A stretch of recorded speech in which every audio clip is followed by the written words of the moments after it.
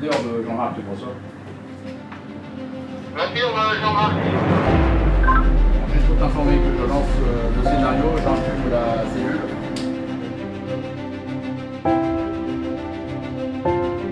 La genèse du projet consistait pour le groupe ADP et plus particulièrement la plateforme de Paris-Orly de disposer pour les effectifs SSLIA d'un outil de formation adapté, évolutif et répondant aux enjeux de formation présents, à venir, tout en respectant les critères environnementaux pour un aéroport plus vertueux.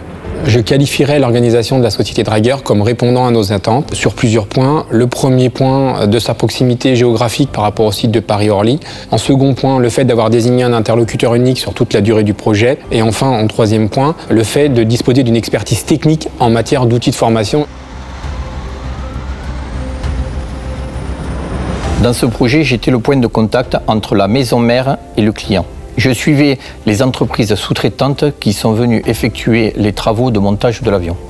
Cette maquette d'avion est novatrice car elle regroupe plusieurs types d'avions, de par les spécificités des portes et des moteurs, côté Airbus et côté Boeing. Le fait que je sois présent tout au long du projet, lors des phases de montage, d'assemblage et de test, ont rassuré le client. On a pu s'appuyer sur une équipe d'ingénieurs dédiés à chaque tâche, mécanique, hydraulique, électrique et programmation.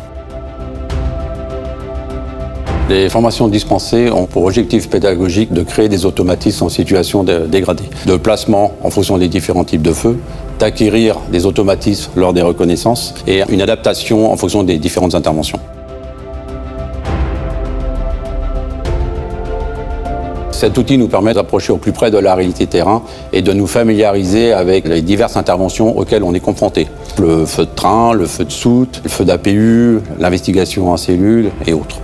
Cet outil apporte en matière d'expertise un savoir-faire, une conception adaptée pour nos formations et en termes d'image, un projet respectueux de l'environnement. L'enjeu du projet était d'aboutir à un simulateur fonctionnel, adapté et fiable, répondant aux besoins des utilisateurs.